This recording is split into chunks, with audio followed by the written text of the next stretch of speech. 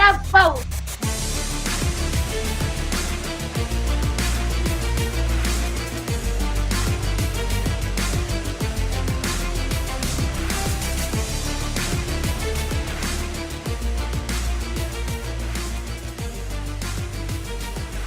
Court is in session with Ryan in Sacktown on If You Don't Like That.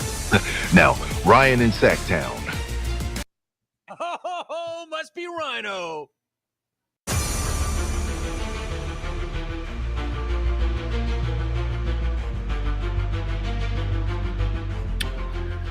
We made it! What's up, everybody? Not only is it Friday, it is game day for the Sacramento Kings. They're running it back against the Warriors tonight.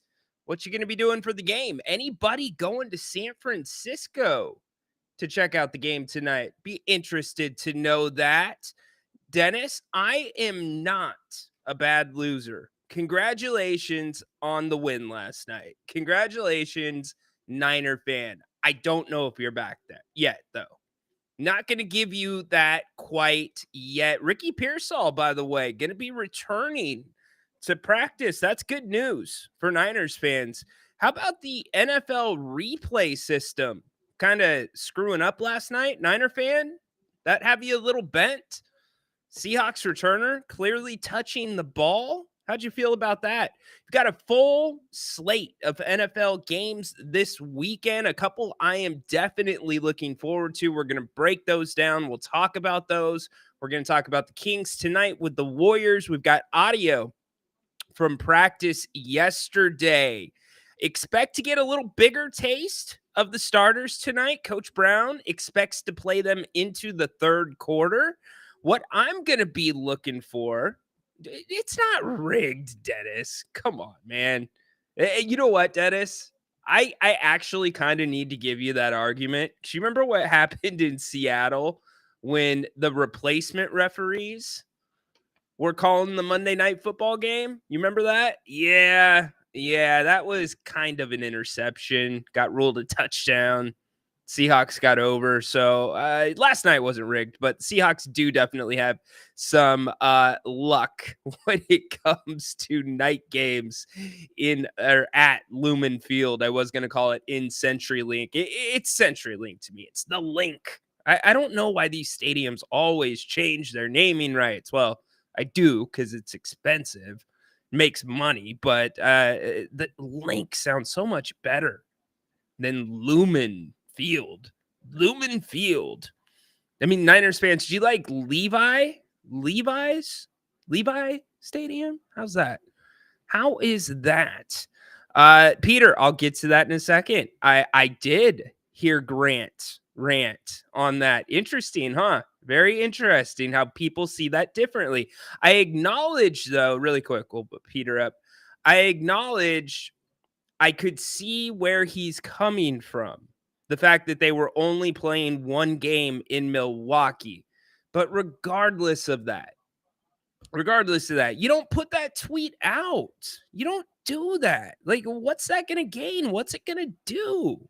Come on, Braun, I stand by my take. And that's what makes me and Grant fun together. I don't mind standing up to him. I don't mind going the opposite way. I remember with his radio show, sometimes people would call and, you know, he'd give them a take that was opposite of theirs. You're right, Grant. Yeah, no, you know what? You're right. No, stand by your damn take. Challenge the man. That's what makes this fun. Did you just acknowledge Grant as the tribal chief? Acknowledge me! Yeah, he is the tribal chief around here. Definitely. But I'm cooler than Solo, I think. At least I dress better than Solo Sicolo, Adam. Wouldn't you say? I don't look like an Uber driver or limousine driver. Got better intro music than Solo. I don't have a Jacob Fatu that's clearly a better performer than me standing next to me. But who knows? I could be replaced at any time. That's why you got to keep your game up, y'all. But anyways, it's going to be a fun Friday. Royal Rumble Friday, meaning anybody can come on the show. You can talk about whatever you want to talk about within reason. within reason. And I still, what was our dude's name? I think it was Matt. Was it Matt that called in about the bodybuilding? Matt, I still got you, bro. Isn't this the weekend of Mr. Olympia? Matt, if you are somewhere out there, I'm here for it, dude. You can break it down for us. Let's get it, Matt. If you want to talk your bodybuilding, but I'm guessing everybody wants to talk some Kings. And again, we're going to listen to some audio from practice yesterday. And Mike Brown, what's the rotation going to look like tonight? I still think and obviously it's the second preseason game. He's going to be tinkering with the rotation. Do not take anything from it. I think Isaac Jones is going to get a little bit more run. I do. A lot of talk after the first preseason game about Isaac, and don't be expected. They sent Boog up to the microphone yesterday after practice. I would not be surprised if Boog eats a little bit into Mason Jones's minutes tomorrow or tonight. So those are the two things that I'm kind of looking at. But Mike Brown's still mixing and matching, seeing what works, getting guys looks. That's what the preseason's for. You got to decide what you're doing when you roll it out on October 24th, only a couple weeks away. What are we? 13 days away from the Kings and the Timberwolves. Hey, really quick, let's get these dudes off the screen. I don't want to look at that much longer. I'm sure most of you don't either. Hey, we're brought to you by Bennett's Westside Grill. Today, go to bennettsrestaurants.com. It's the weekend meeting, prime rib, all weekend, Friday, Saturday, Sunday at dinner time, and you've got the brunch specials. Yes, I'm telling you, the brunch is so damn good there. And seriously, go to McDonald's. Go to a quick, what do they call it? Fast casual. Go to one of those places and see what you pay for breakfast. You can get 2 entrees, beautiful ambiance, bottle of champagne for the wifey for under $50. I'm telling you, get to bennettsrestaurants.com. Check out all the specials. Check out the menus, prime cuts of seafood and steak. And you can make your reservations there, buy gift cards, 3 locations and all. That is bennettsrestaurants.com. As I said, Royal Rumble Friday. We are taking your calls. So we want to hear from you. If you want to call in, you got the QR code on the screen. You also can use the link that is pinned in the chat. So didn't I say Jacob? I said Jacob, right? What did I say? I said Jacob. Come on now. All right. So again, Dennis going hard on the NFL. Let's get to it. I don't mind talking about it. Let's see. Dennis saying, Ryan, now, to be honest, I've heard that the word salad before. The officials didn't have the same view as us in the booth. Blah, blah, blah. Yeah, they're talking about different views and why they didn't. You can go look at the New York Post. They have a decent explanation on that. Let's see. By the way, don't forget, we're doing post game tonight. It is not just preseason for the Kings. It is preseason for us too. So join Grant and I tonight, right after the game, probably right around 9:30. So if you want to hop on, we're going to be breaking it down, talking about what we saw. Hopefully we don't see as many threes as we did last night or 2 nights ago. And hopefully, I am fingers crossed praying we see the same thing that we saw on 2 days ago on Wednesday, and that is no injuries from your Kings. No injuries would be really, really nice. But the man himself, Grant, will be here with me tonight to do the post game. Looking forward to it. We had over 1,000 on Wednesday night. So let's pick it up. It's Friday night. I know that the NFL is kind of slightly, we just did that one. It's not slightly rigged. Let's see. It was the only game of the week. There should have been no way. The officials should not have every angle in 4K. Yeah. Well, I don't know what they have. That's the thing, Peter. Or not Peter, excuse me, Dennis. I don't know what angles they have. I know sometimes they kick to the NFL headquarters, or maybe they don't kick to the NFL headquarters. They do that for baseball. They do it for basketball. I don't think they do it. Remember, you have a replay official in the booth. One thing I have been impressed with with the NFL this year is there's been a number of calls, and I think there was one just as recent on Sunday Night Football, or as Sunday on Sunday Night Football, where they ruled it a fumble. It was clearly an incomplete pass, but before a team could even challenge it or any of that, they got on and they said, hey, replay assist has said that that was an incomplete pass. And I've seen that happen a few times. So that's a good thing. I just don't like when the game gets slowed down. Certainly, you got to get it right. And I would always say expect the referees to rule on the side that gives them the most ambiguity in the replay center, because there's certain plays where if you rule it one way, I think a perfect example would be a fumble versus an incomplete pass, especially when it gets knocked out of the quarterback's hand. If you rule it a certain way, then maybe it can't be overturned. If you let the play just play out, then it's open for more looks and you can decide then. But definitely something to look at. Talk about your boy Metcalf not being happy. Yeah, he's had a really good season this year, considering, and I'll be quite honest with you, I did not see a ton of the game last night because my little man was celebrating his 10th birthday. But I did read about it. He's a receiver. It is what it is. That's what they do. DK is a big, powerful dude. I'll tell you this. If DK didn't have Geno Smith throwing in the ball, and take it a step further, if DK was in like a Cincinnati offense, if he was in, I'm not going to say Dallas, Baltimore, even the Chargers, if he was in an offense like that, DK would probably be 2 times more popular and his stats would be twice what they are right now. Seattle's kind of a weird place for throwing the ball, and I'm not talking about the atmosphere. It's just their offense traditionally, and I know we have a new coach this year, but it's different. And when Pete Carroll was there, Pete Carroll, in my opinion, did not use DK properly. What happens is you get into a lot of the slants. They like going to the quick guys, Tyler Lockett, etc. But I don't blame him for being a little upset. I got to talk about this really quick, really quick. And then we'll get back to the chat. We'll talk Kings Warriors tonight from San Francisco.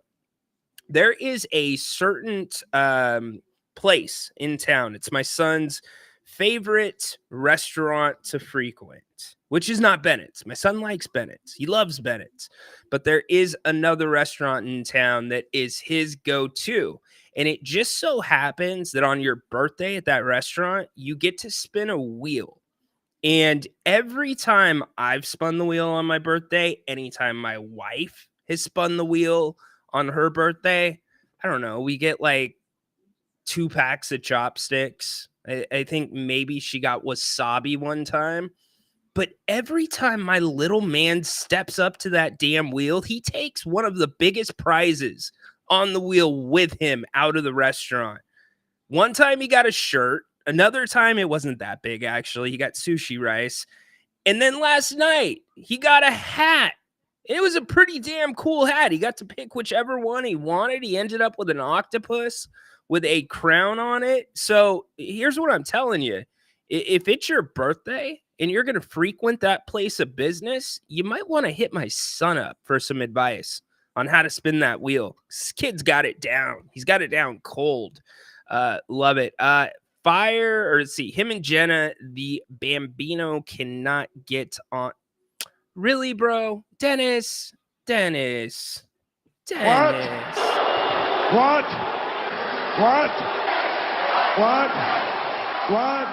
We're going to get personal, Dennis. Did you just call Gino Gina or Jenna? Come on, Dennis. Dennis, don't start this war, man. I have been very professional with Niners fan this year with everything going on. Don't start that war, Dennis. Don't do it. Him and Gino. Okay, you're cleaning it up. I give you credit for cleaning it up. Let's see. The CM Punk and Drew McIntyre. The match was epic. I agree 100%. Adam's going to be on in a little bit. We're going to talk about it. That, to me, reinstilled the seriousness, the fear, the aura of Hell in a Cell. That was crazy. And the way that Drew McIntyre, so Punk clearly bladed himself. That wasn't too hard to see if you're a wrestling fan. You didn't see it on camera, but the way he was bleeding, Drew McIntyre took a shot to the head with a toolbox, and he didn't get his hands up. That dude got split open hard. I can't remember the last time I saw a Crimson mask like that. In fact, I wonder where they go with Drew from here. These are all Adam questions. We'll talk about them here in a little bit. New York Replay can't afford Amazon Prime, right? Fair enough, Mark. Fair enough. Romanowski, what's up, dude? What's up with Colby Jones? Is he just another rebounder?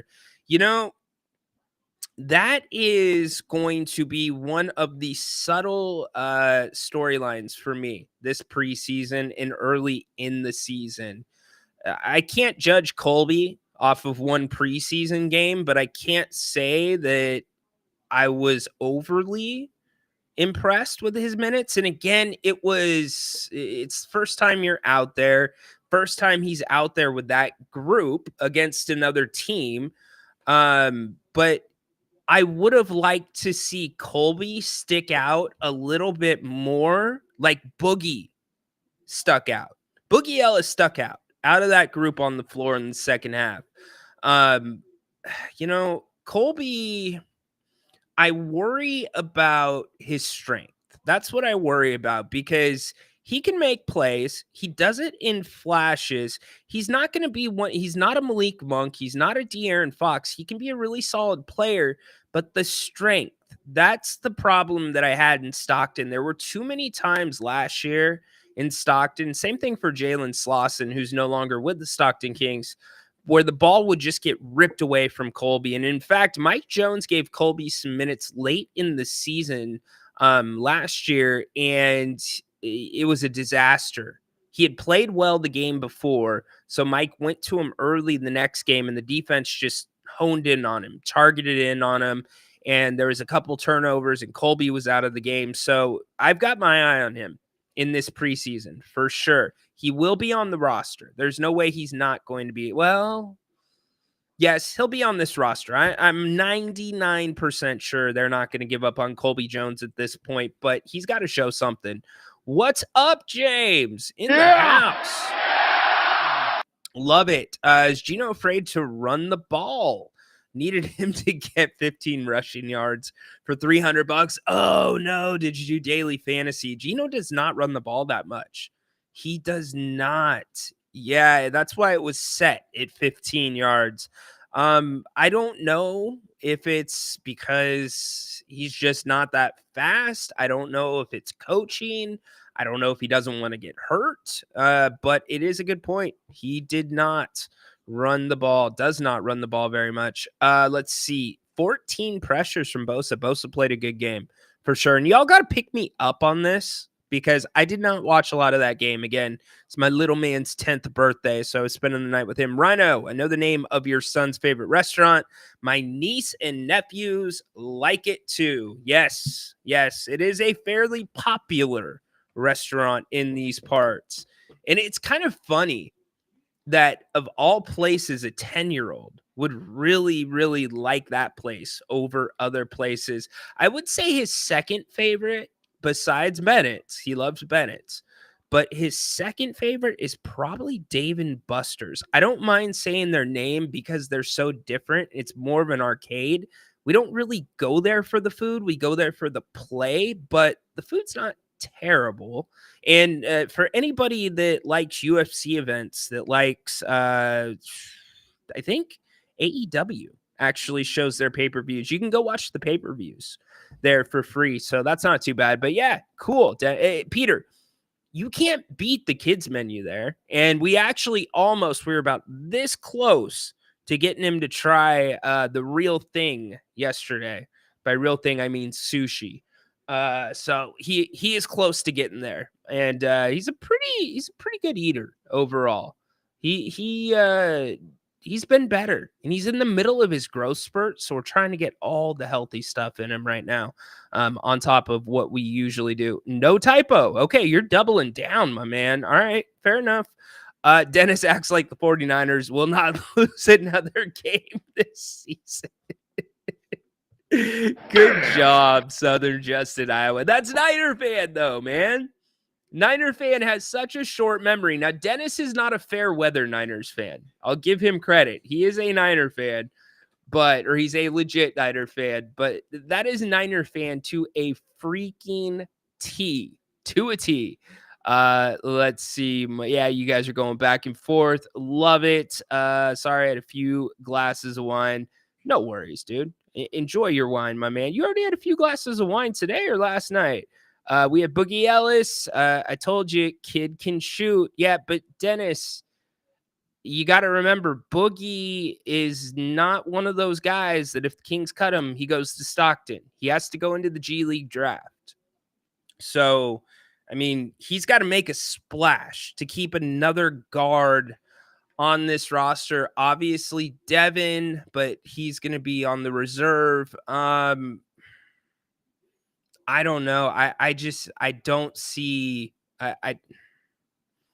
It's too early to say, but you would have Monk, Fox, Herter. I'm going to count at more at the 3 position. Colby Jones, Boogie, maybe. And I know I'm leaving people out. It's a decent conversation. We will see. Let's see for the game. Seahawks need an O-line. Dude, it's the story of the Seahawks' life.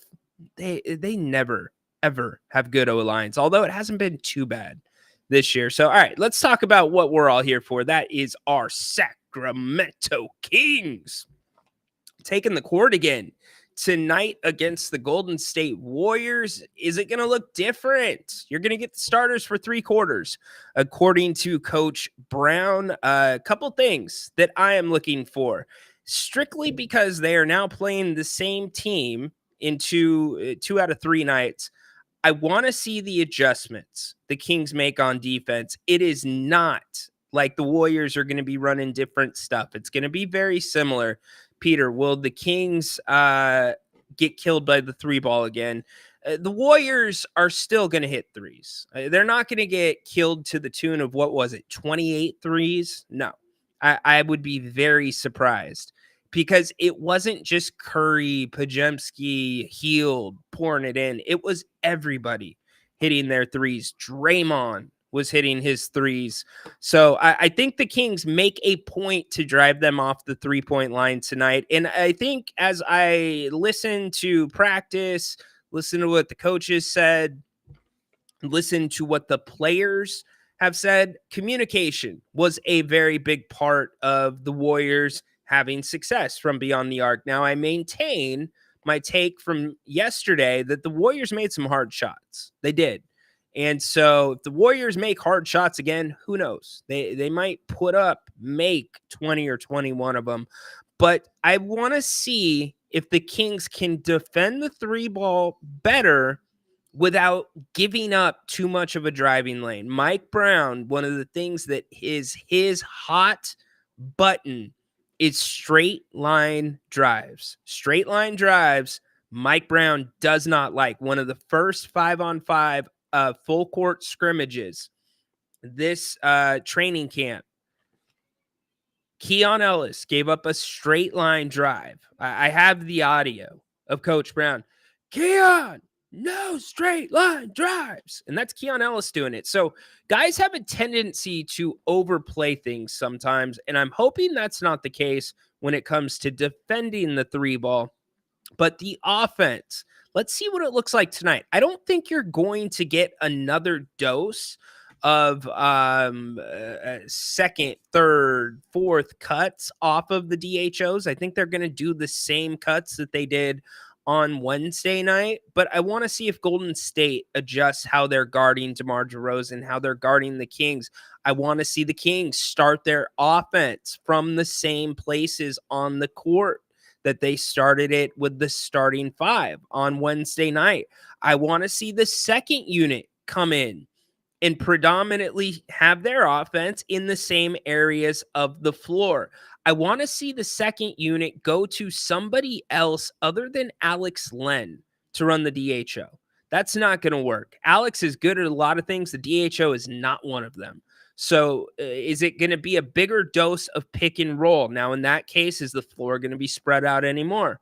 How's that going to work? But if you look at the film, and I've watched the game twice now, there was a significant difference with the second unit, even when Domas was still on the floor with the second unit. So I put that onus on the guards. I don't put that onus on Domas, where Domas was initiating offense outside the three-point line rather than initiating it inside the three-point line. Also, Jalen McDaniels. What's this kid going to look like tonight? I don't think Jalen had a great showing on Wednesday. I don't think he had a bad showing on Wednesday. So communication's going to be big tonight. Physicality without fouling.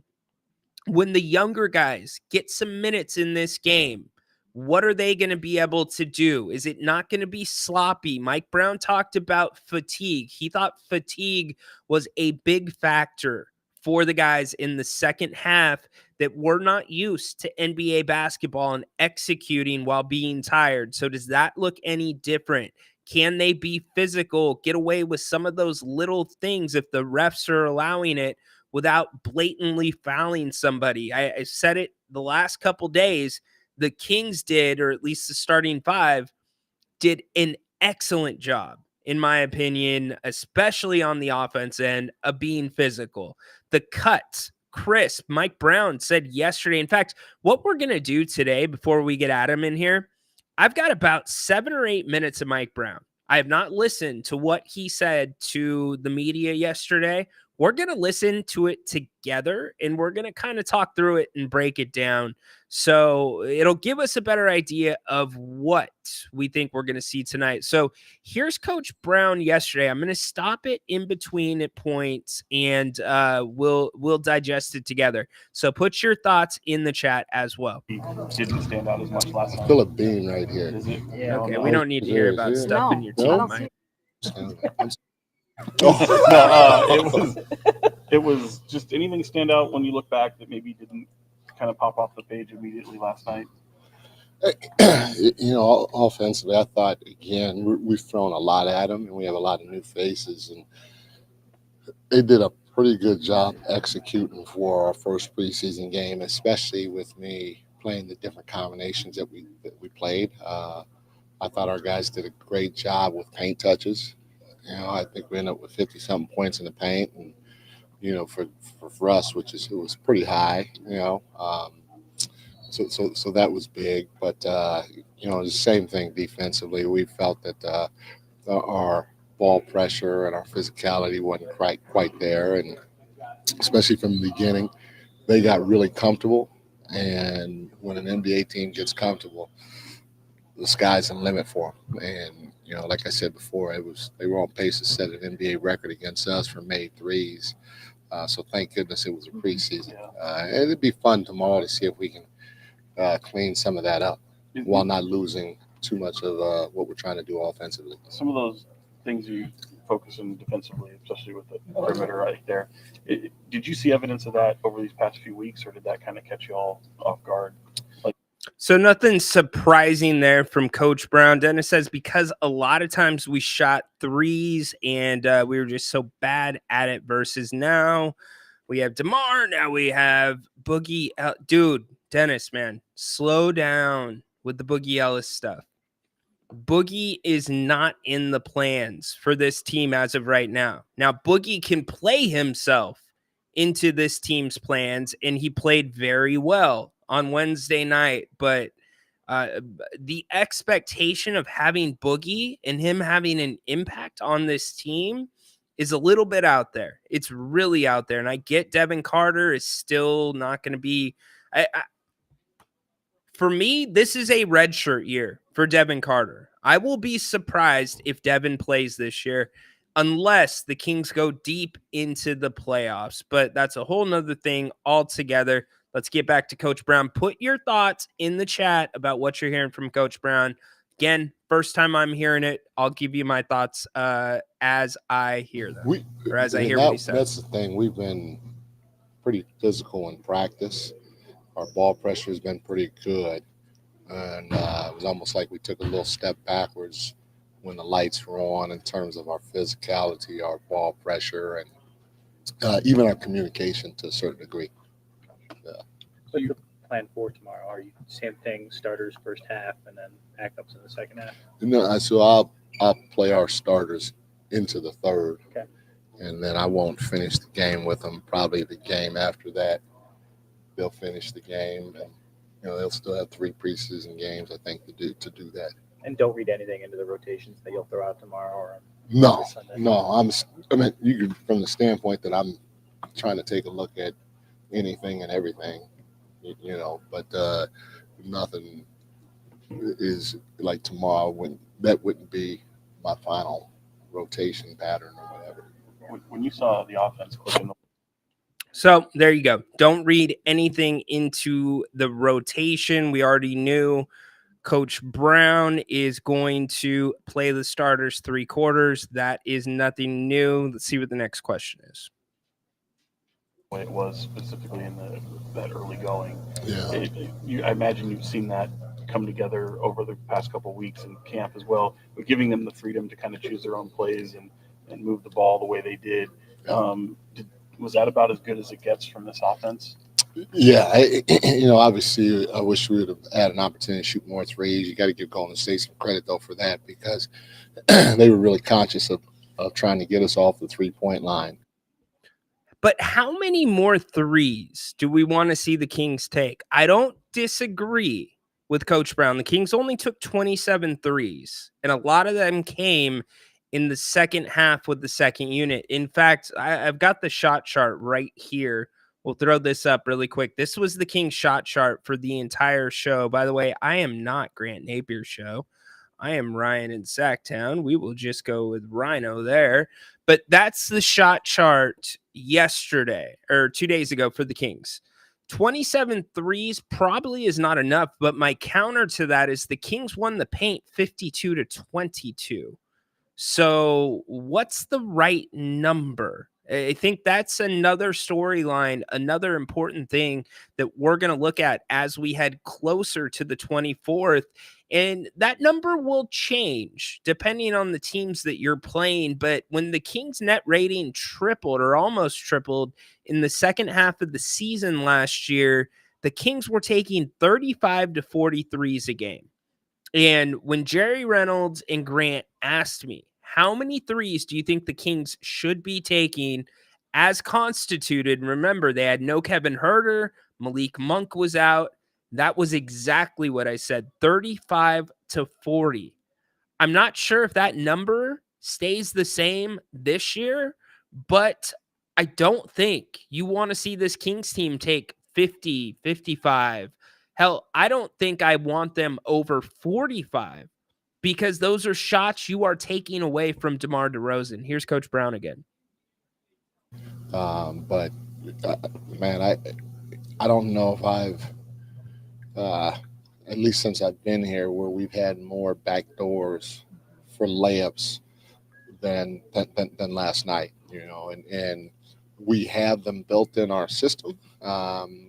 We just never understood how to set your guy up and how to cut the score and look for it. We got a guy that's going to make the pass and dome us. Now we just have to keep doing what we're doing, which is when I do cut, every time I cut, it's to score. And now if I don't get it, I got to make sure I respace. And, if you got a guy that's 6'8" in Keegan or even in Jalen cutting back door and he's got a guy on him that's 6'3" or smaller, you're going to have a chance to get that ball over the top and finish at the rim before the weak side defense comes. And so we have to keep looking for it because our wings are pretty big and they have some decent athleticism and Domas knows where to place that basketball. So that was one thing that was pretty impressive by our group on the offensive end is how many times we did cut the score and we finished the play with a layup because we cut the score or cut with a purpose. So there you go. There you go about the cutting hard. Something we've consistently heard throughout training camp. And that kind of furthers my point that you don't need as many threes when you're getting those looks. But I am not the coach of this basketball team. Coach Brown is. And we know this team can be prolific from beyond the arc. Prolific. Incredible. Blow the roof off G1C. Amazing.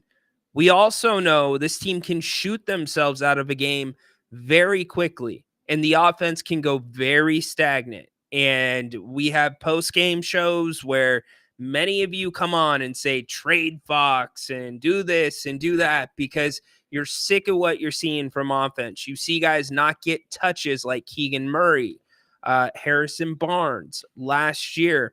I will say this, and I've said it a couple days since the game. Keegan and Keon, they can't hesitate. If they have an open look, they've got to take it. And when I say an open look, I'm not talking about wide open, set your feet, wipe your eyebrow, look at the crowd, wave at your wife. I'm talking about the ball comes to you and your defender is at least 2 steps away from you and doesn't have their hand up. You've got to shoot that ball. And there was a couple times that Keegan passed those up. We know Coach Brown is not a big fan of Keegan passing looks up like that. Keon wasn't as bad, but he did the same thing. On a positive note, I thought Domas actually stepped into his J's rather confidently. And I think you're going to get a few more threes out of Domas. The opportunity didn't present itself with the first unit. I think Domas's threes, though, will predominantly come with the second unit because the way that floor spreads out a little bit more with the pick and roll. Coach Brown, let's go back to him. You mentioned your own three-point shooting last year. I think you guys were around top 5 in attempts. Do you want to stay around that coming into this year? Oh, for sure. And it's a little bit of a fine line because if you guys, bless you, because if you have players like in DeMar that are such elite mid-level scorers, and Keegan may be that, he's still too early to determine. Fox could be that. Malik can be that. You always look at a shot profile and you think layups or threes. And when you have guys that can go get it in the medium game, you kind of want to let them have some freedom to a certain degree to be able to go do it. I was part of a series that in the playoffs when I was with the Warriors and we played the Rockets back in the day, and their shot profile was, hey, you either got to take a layup or you got to take a three. And we knew that. We knew they weren't going to shoot the in-between game, and so that's what we geared our defense for. And I think they ended up missing 20-something straight threes or something like that. We ended up winning the game and the series, in my opinion, because I think they might have had guys that could do it. I don't know, but they didn't do it. And so we only had to guard 2 areas of the floor. And so, again, if you have guys that can do it, to a certain degree, you want to give them some freedom as long as it's not too much and the shots going in. But I was happy overall with our offensive performance. DeMar 6 for 6. Was that about as good of a debut preseason that you could have? Happy with the offensive performance too. All right, we're going to cut it there with Coach Brown. I think that's enough. I mean, nothing too earth-shattering. We're going to see it tonight. Most excited about the 3 players getting minutes because we have 5 players out there, so we can really see what our depth looks like. Again, second preseason game. Excuse me. You still got a few more to go. Ways to go until the 24th. The big thing for me, no injuries for this team. No injuries is what I am looking for the most. Let's switch gears. Fridays, you know what we do around here. A lot of you seem to like this segment a lot. So we're going to get to it right now. We are going to talk some WWE wrestling. We're going to talk some bad blood. Look, I even got Punk bloodied standing up there right now.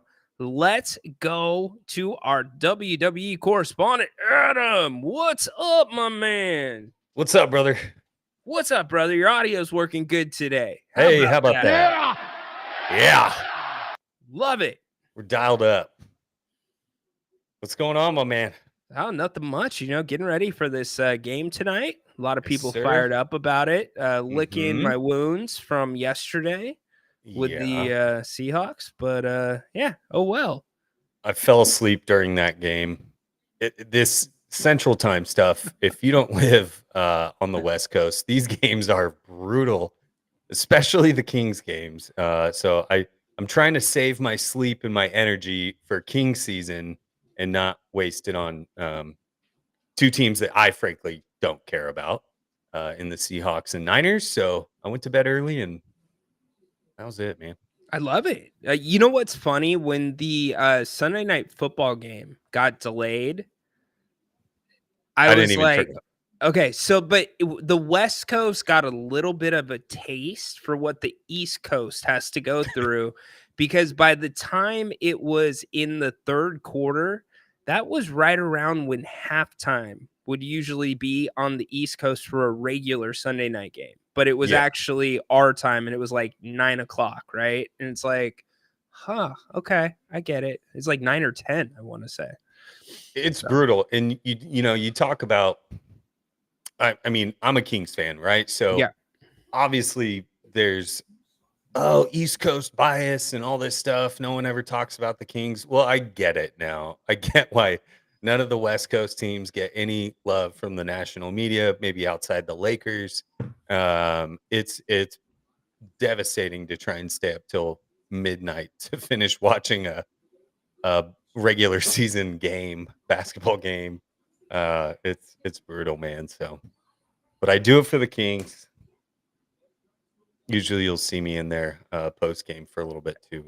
I see your Stone Cold shirt. What? Yeah. What?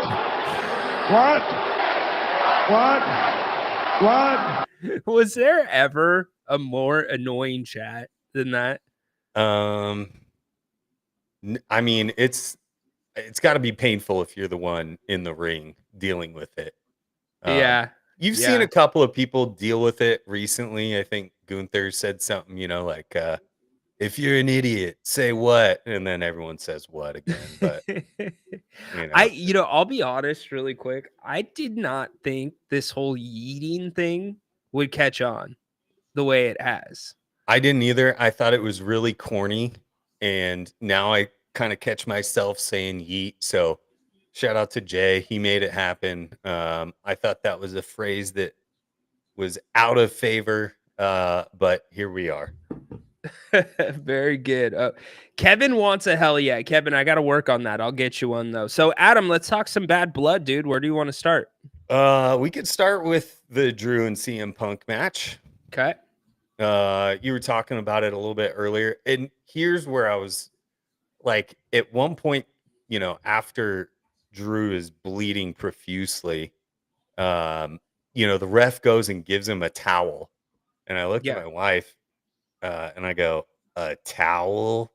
Really? The ref's giving him a towel? And then you kind of see the aftermath. I thought it was a staged cut, but yeah, you're not staging that. The dude got 16 staples in his head. So that was gnarly. Hell of a match, and I get why people are upset that it wasn't the headlining match. But again, I think this has more to do with like the production and everything, most of all. But also, you're not gonna bring The Rock out in the first. Yeah, you got to save that for the end. I get that. Like it was kind of cool. You could tell they gave them as much time as they wanted. They got like almost an hour, Adam. Yeah. And that to me was like a respect factor because they were the first match. And really, there was no way a match could follow that one. In fact, I thought it was probably the most physical Hell in a Cell match I've ever seen. And I loved it.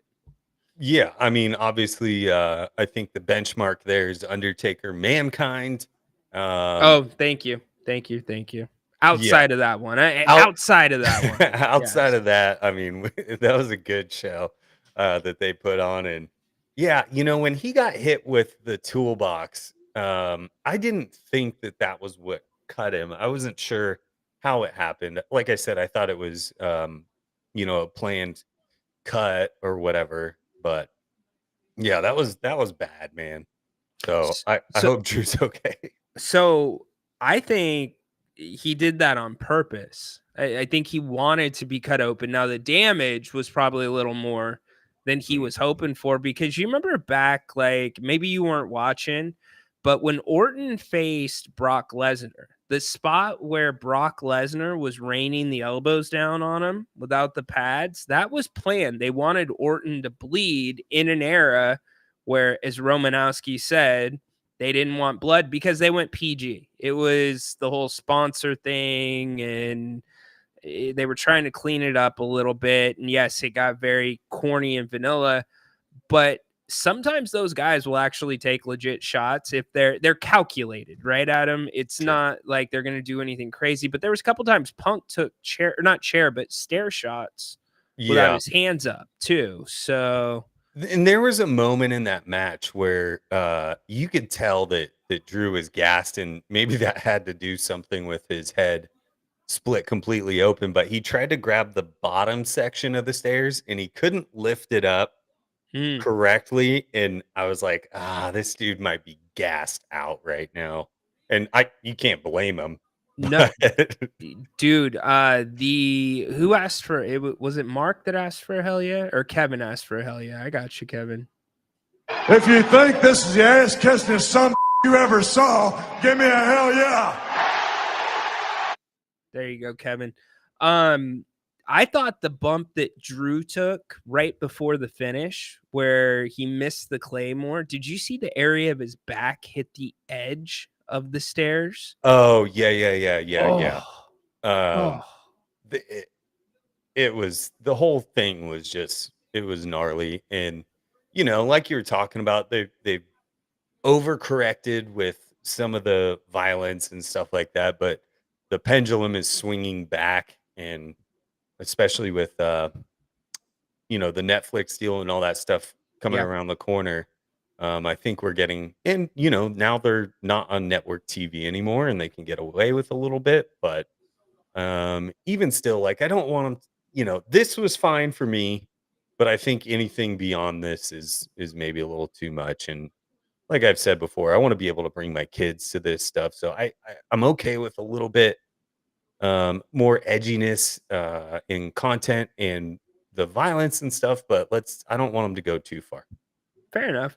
I shook my head when they brought people out, like paramedics and an oxygen tank for Punk when McIntyre's in the ring, who took more punishment.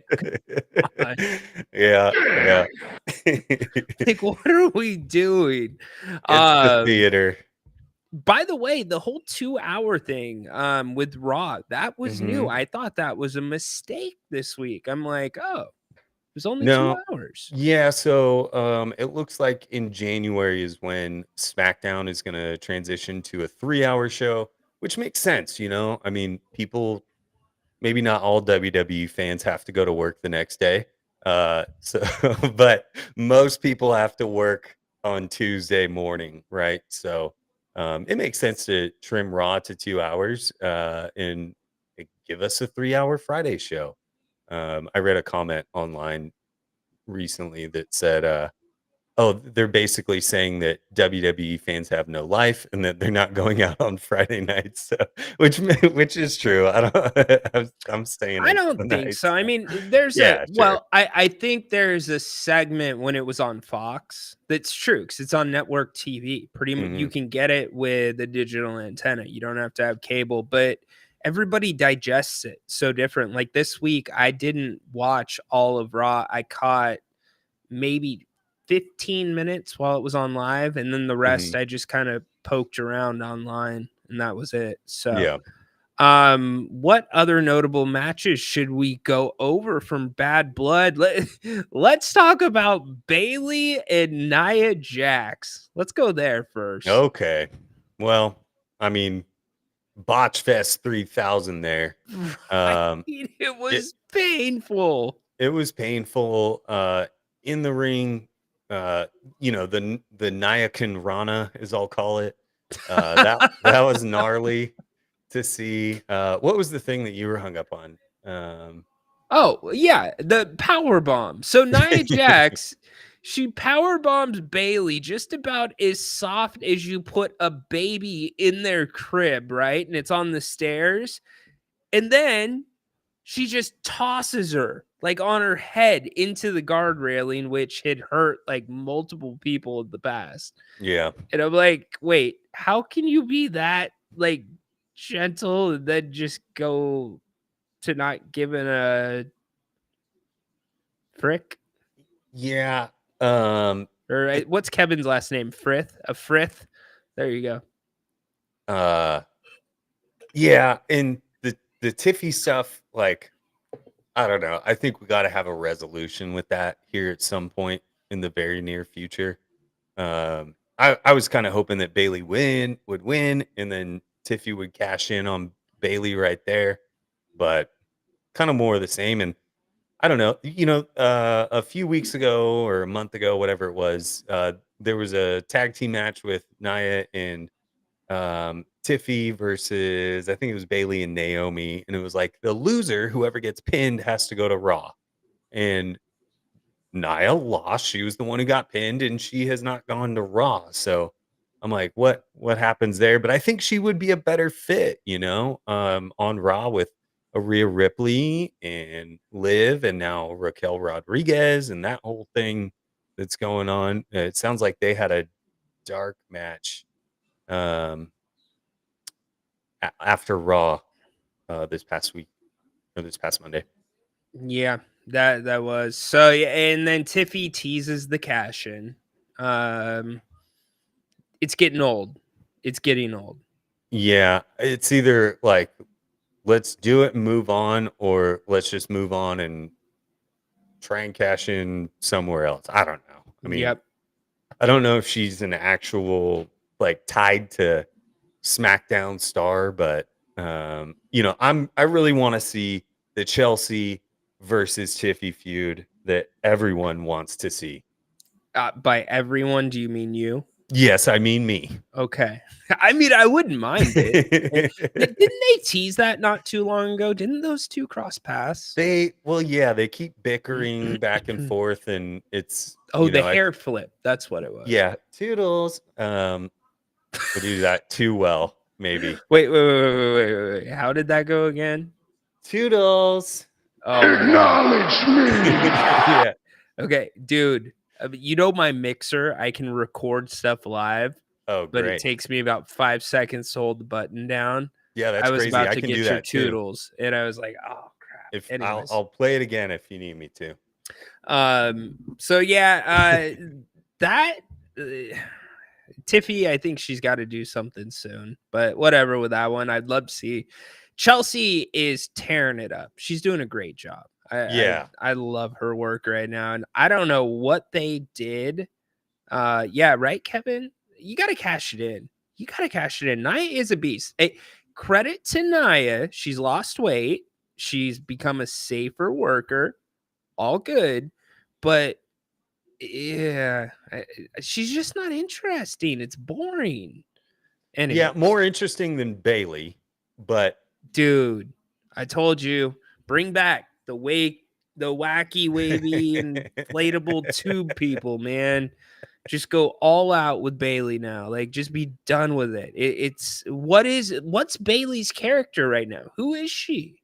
I think she's just somebody that people have always loved, and I'm trying to think of who I could compare her to that people just have always liked, and they stayed liking them. I don't know, but I think she earned her fandom early on, and those fans are still with her. I think she has maybe the worst music in WWE right now. Well, maybe that's why they played the damage control for her Yeah, did her a a favor. couple weeks ago. The other one that I think is just awful is it I Love Fire and something Oh yeah.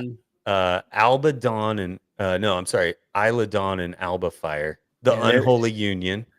the Unholy Union. Their music stinks. Anyways, Yeah, they're getting a lot of screen time. they Those are. two. They are. They Same with are. your Pure Fusion Collective. They teamed That up. is not my That's dude, that's your squad. No, it That's is your not. come on. Dude, you know what? I got to be honest. I've been watching, and I know you haven't been watching a ton of NXT, but let me look around and see if it's it's safe. Julia, my man, Julia. I can't get enough of Julia, You're on and an island. Roxanne Perez. I don't know what it is, but maybe she's got like some of that AJ Lee in her now. She's changed a little bit. I love those two. Yeah. You're on an island. I don't think I am. I know. Anybody else? Well, Anybody with else me. here? With me, you are. Maybe Okay. someone else in here Fair. will back you up, but that's that one. Like I said, I'm a Sol Ruka kind of guy. Maybe a little bit of Jada Parker or I don't know.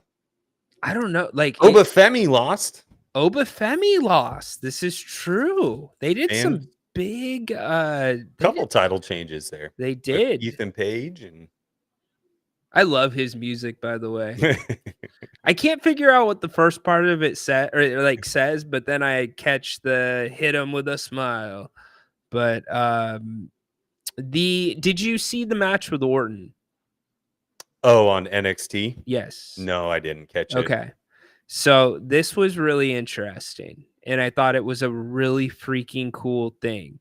I forget the name of the kid that he wrestled, but he's a really athletic kid, and you knew why they were doing it. And by the way, the NXT this last week, they did it in this really small venue in St. Louis. And I thought it was freaking badass. It was like a little barn feel, but you still had a little bit of a bigger WWE set. You had like a really informal kind of aisleway, so the fans are right there. But Javon Evans, that's his name.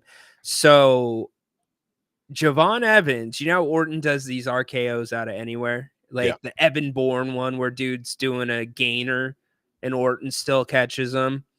You knew they were going to try something like that. And let me flash everyone back to like 2009 when Kofi Kingston screwed up a spot with Randy Orton. Orton stood in the ring before he pinned him and he's yelling, "Stupid, stupid." And then he pins him. And that's when Orton was a freaking hothead. And Kofi Kingston got like buried after that point. Well, this kid he's like doing a spinning thing off of the top rope and he over rotated, and it was the spot where Orton was supposed to catch him in midair for an RKO. Didn't work out. Orton misses, but Orton gets back up, just picks him up, RKOs him, pins him, and the kid's like, you can see him apologizing to Orton in the ring. He's like, I'm sorry. And Orton's like, it's good. And he comes and raises his hand. I thought it was the coolest freaking moment ever of Orton just like evolving. Anyways. Sure. Evolution. The evolution of Randy Orton. No pun intended. That's cool. We got Darren in the house. I think Randy may have, I don't know if you'd call it roid rage, but Randy doesn't look all natty to me, if I'm being honest. So maybe that contributed to his attitude with Kofi Kingston in that instance. Yeah, he was kind of, well, juicy. I'm not going to say no, because they had the wellness policy going on, but he did, you know what? You bring up a point. He did fail a test, and it was his second suspension. Remember, They're a wellness policy. 3 and you're donezo. Unless you're a star, probably. Yeah. Then we can just look the other way. Anyways, all right. I'm gonna give it to you for a second. Breakdown. Let's go with Liv Morgan and Rhea Ripley. Yeah, that match was also sort of a botch fest in my opinion. It was a little bit weird. The whole Dom in a cage thing, I think I can get down with that, but the way he fell out and he had this like chain attached to his ankle that was clearly visible that he didn't go in there with. And so, obviously you had to have rigged himself up. Speak up, Bane. You want me a little bit louder? All right, there we go. It just looked like kind of corny to me when he fell out of the cage, and then Rhea's beating him like a pinata, and then That wasn't. That wasn't. I don't want to say racist, but that wasn't Sure. stereotypical at all. Sure. I know, I get it, right? But there's, that's the analogy there. Yeah. And then Raquel Rodriguez comes out, and I rewatched that clip. You and I were chatting about it, and I rewatched that. There's no way I could have avoided looking at that. It happened 1 foot in front of his face, so it's not like he was in the ring or had his back turned or something like that. It was just really blatant, and they even kind of took a little bit to ring the bell after that happened, I thought. So Okay, so I'll share with all of you what I shared with Adam. I've said that I have a friend that works for WWE. I talk to him every Monday. Before he worked for WWE, he was my college roommate. Once we graduated college, we always talked on Mondays. So we keep the same routine. And so now I kick him a couple of questions and I'm like, what happened there? And he's like, that wasn't the finish. The ref just improv'd it because it was right in front of his face. Because what Adam and I were talking about was the fact that Raquel Rodriguez, after the bell rang, pulled Liv over Rhea. And it's like, what? yeah, and she caught a lot of flack for that online, and probably rightfully so. I did not recognize her when she came out immediately. Yeah, I did. She didn't look that much different to me. Yeah, I thought she maybe slimmed down a little bit. She used to be pretty like jacked. Maybe not Okay. Rhea sized. You think she went cardio a little bit? I think she was injured. I forget which it was. It was a back injury or something like that. Yeah. And she probably just had to chill out and rehab a little bit. So fair enough. I think it was a knee. It was a knee injury, right? Gosh, I can't remember. I don't remember. We should know these things. What are we doing? That's sort of where I like brother. That's sort of where I like a Rhea Ripley getting the title from Liv, and then you could have a Raquel Rodriguez that's more believable to me to defeat a Rhea Ripley. So I don't know. There you go. All right, let's go main event. We know what it was. Cody and Roman. Can we talk about one thing before the main event? Yes, please. Go ahead. The crown jewel belt. Oh, yeah, let's do it. Give me your tip. Right. The thing is oversized and weird looking, and I'm okay with that. I think it should be because it's like the king of all kings, PTL. But I have an issue if the belt is only defended at this one pay-per-view event. If let's say, okay, I think the way it's going to go, I think Gunther beats Cody for this belt and he holds it. But let's say, like I'm also sort of predicting that Drew McIntyre beats Gunther for his title later down the road, which will set up a Punk versus Drew WrestleMania, SummerSlam, something like that. But if Gunther gets beaten and loses his heavyweight title, does he? Obviously, he's got to give up the crown jewel belt as well. So does it just sit on No, the you shelf? don't. No, you don't. It's like the That's AEW thing, like with the MJF and the AEW diamond ring. yeah, I don't know what that You hang means, on but to it. Yeah, so it's something they wrestle for once a year. okay. I hate it. I think it could be a great belt to have like a filler. Like if times are slow, you know what? Okay, cool. Let's, you know, throw the two champs together, and you don't need a storyline for it. You can just say, hey, well, maybe you can, but I think it's tough to play that storyline between the two shows, right? And they're champions, but I hear um, you. I hear you. So here's my take. I think that the crown jewel shows have been glorified house shows. Nothing significant happens on them. The Saudis are paying a crap ton of money for WWE to be there, right? yeah. I think this is something that is 100% being pushed by the Saudis.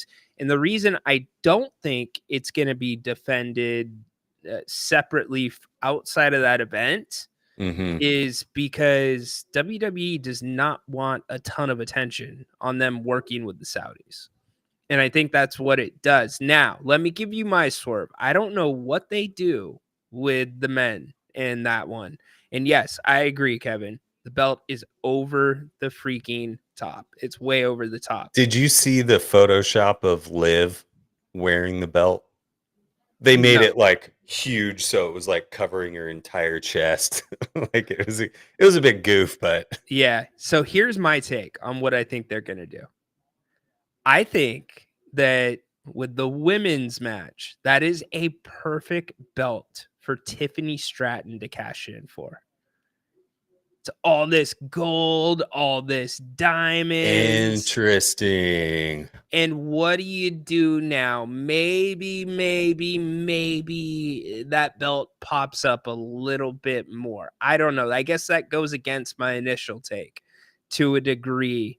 But why couldn't you have her cash in for that one? Well, would she win both? No, because the regular titles are not on the line. Right. It's just the champions fighting for the crown jewel belt. But she could cash in.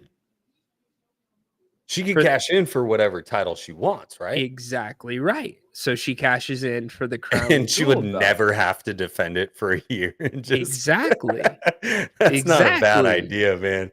I like that. Exactly. Okay. So I'm with that. that's Okay. that's where I'm going with it. Patrick, what's up, man? I gotta acknowledge our man, Patrick. He is off the clock in Long Island. Dude, as far as like, you know, you've heard me talk about we need more belts, and I think you could maybe transition some of the NXT belts over to the main card. Yeah, dude, Kevin, European Championship, bring that over. Give me the TV belt, dude. Give me the TV belt. We need a lightweight belt or a cruiserweight belt, whatever it was. And No, we you need the don't. dude, Too many- Disco Inferno was the man when he held the TV belt. Dude, it's too many belts. It's not enough. It's not enough. You're bringing in Saturday night main event. You're bringing It's it a on paper. another No, show. it's a pay-per-view. Oh, it's not. I thought it it's was. just it's a pay-per-view. I was under the impression that this was going to be a weekly thing. No, it's a PLE. All right. Well, I'm just getting excited. I need more belts. I hear Ryan. you, dude. You want more belts. I don't think you need more This belts. wasn't the one I was talking about, though. When I said I needed more belts, I get it. We'll see what they need a new IC title. Give Uso. You've updated all the other titles. You got to give him something better. I would love if they went back to the old, like when Billy Gunn had that IC title. It was sort of that oval shape. I loved that belt. Oh, I hated that one. Ah, Are you talking about the like where it's kind of round? yeah, yeah. Oh, yes. Hey, it's nostalgia for me, I think. Darren, your device does not work for the pay-per-views because they're not pay-per-views, they're PLEs. But maybe your device unlocks every app. I don't know. Not that I am promoting that kind of thing on this show. All right, let's go main event really quick. Cody and Roman both get big entrances. And then we've got, what's up, John? Welcome in. Acknowledge the man. He smells like asparagus right now. I'm sorry, John. Anyways, it does. Okay, Darren's hawking his devices here. Anyways, okay. So they get their big entrances, Bloodline and Cody and Roman go over. Adam, take it from here. All right. So then, Roman ends up getting the pin. Here comes, well, I guess prior to that, here comes Jimmy Uso. So he's back. I don't know. I think I'm kind of looking to talk about something beyond that, which is really interesting to me. And I thought it was really cool thing that they did after the match with Cody and Kevin Owens. It wasn't televised. Oh, do we got to talk about the other person that came back though? First, Goldberg, no, Jimmy. no. Who was after Jimmy? I'm spacing. If you smell, right. That part was weird to me. Sorry, I was just like tunnel visioned on the Cody KO stuff. Yeah, that part was weird to me. He came out and he did like 1, 2, 3, or held up a bunch of numbers. I'm curious to see if he shows up tonight to talk more, but I have a feeling he won't. I don't know. Well, remember the the Raw after WrestleMania, he told Cody that their story was just beginning. So I'm wondering if it's, and remember, here's the key thing: WrestleMania tickets go on sale on the 25th of this month. So it's time to start planting seeds. Yep. So the way I see it right now, your WrestleMania main event, Roman Cody versus Rock. Maybe that changes. And I haven't talked to Russ or anybody else about that, but I think his appearance was more of a, because they've been teasing this, we've got to get back to Cody and Roman. You remember when Roman came back, Cody was like, I got to give him a shot at the title. And it's, kind of fizzled out, not fizzled out, but they've had other things going. I think they're trying to kind of tease whatever that's going to be with The Rock and with what's the next PLE? I think it's Survivor Series, or maybe there's one before that. I mean, it's Crown Jewel, but yes. Oh, Crown Jewel and then Survivor Series. Yeah. So I'm wondering if maybe, and to your point, maybe The Rock does show up tonight, maybe he doesn't, but could The Rock possibly be involved in, because they're doing War Games again this year at Survivor Series, in a War Games match that has to deal with the bloodline and all that? So my mind immediately went to, he's going to be in the Royal Rumble. He's going to win Royal Rumble and get his shot. I think, well, that's for SummerSlam, right? Or is that, no, WrestleMania? WrestleMania. No, it is SummerSlam that they get the title shot for that, right? No? Royal Rumble's WrestleMania. Okay. King of the Ring is SummerSlam. So, which Triple H stole from me. Anyways, go ahead. But that's where my mind went, is Rock's going to be in Royal Rumble.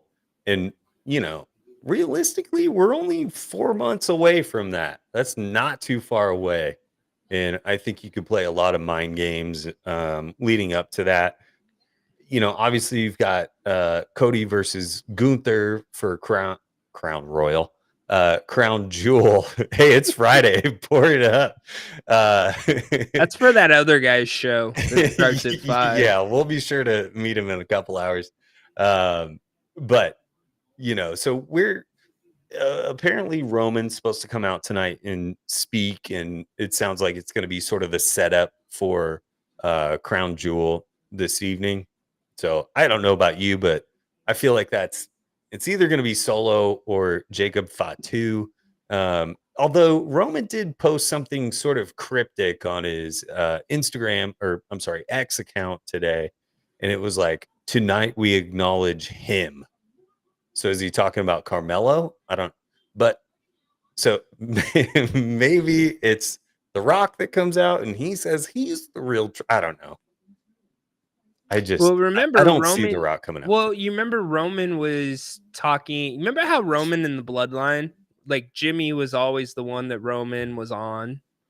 You know, like just kind of Jimmy could do nothing right. Well, when Jimmy came out, there was the moment in the ring where Roman's like, "You did that for me. You You did that called for the me. play.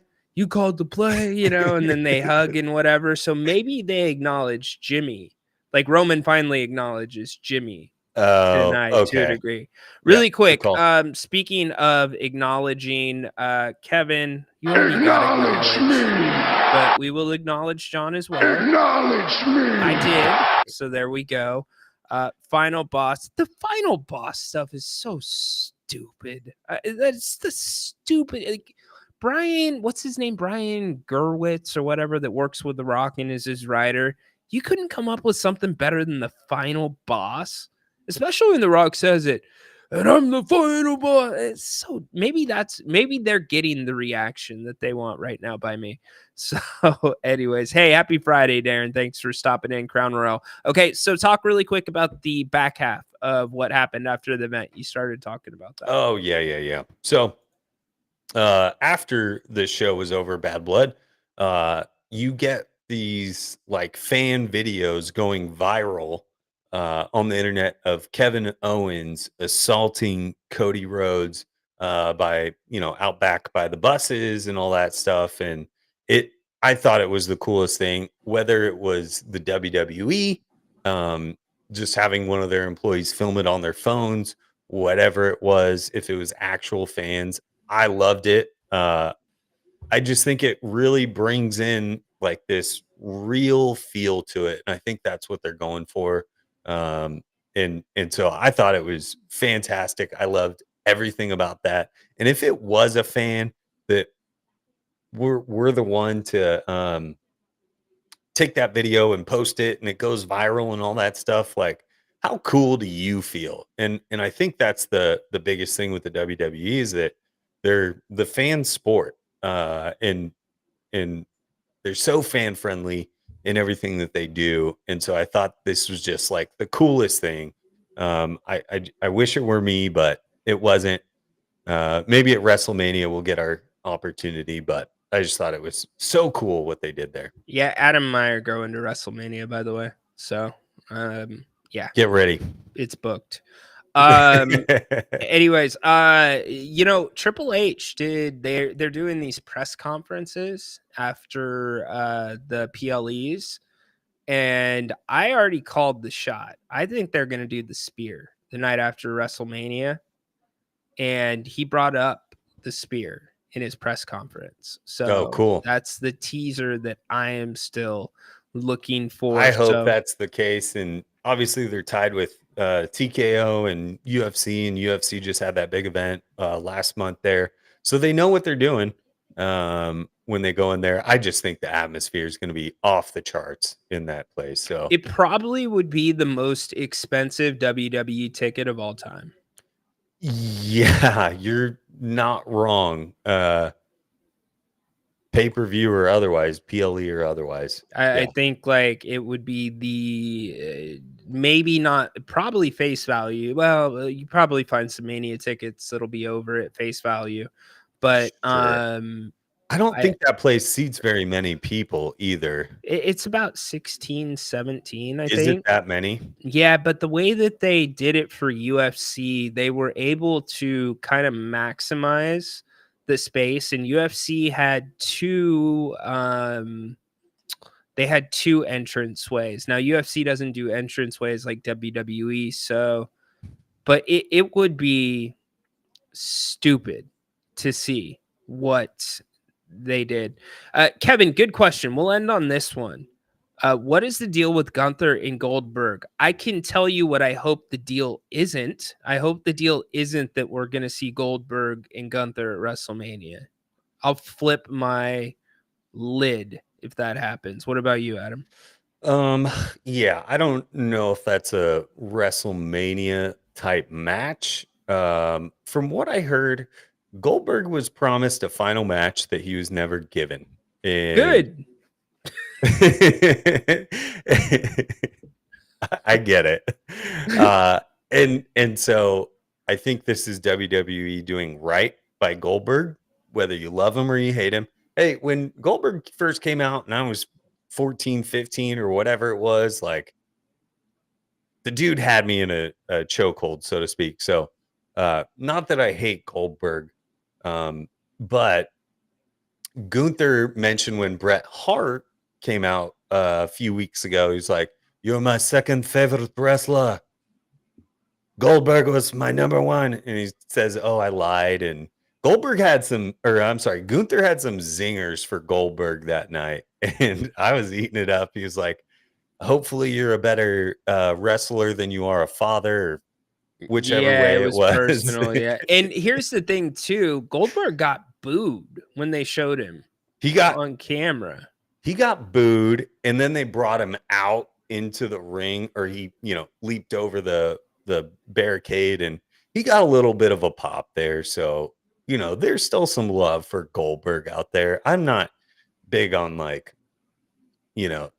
F this guy. So Goldberg's part of the WWE universe, like for what he is, whether you love him or you hate him, you're not going to get rid of what he accomplished. And so let's have a good match between these two. I'm not sure when that happens. I was listening to a show today and they were talking about this matchup, and they're like, there's no way Goldberg goes out there and beats Gunther. Like, there's no way.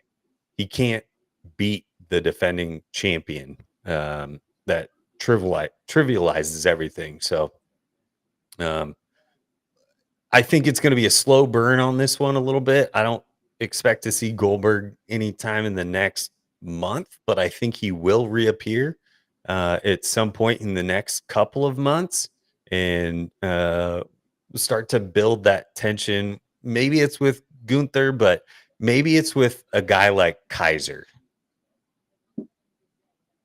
Not a bad thought. But Goldberg's too big of a egomaniac to have his last match with a guy like Kaiser. Yeah, You know what I don't. mean? Right. And, the whole thing about, if you're a legend, you kind of pass the torch to the next generation sort of deal. So whether it's Kaiser or not, I don't know, but I don't know if it's Gunther either. But if it is, like, Gunther's going to demolish him, I think. Yeah.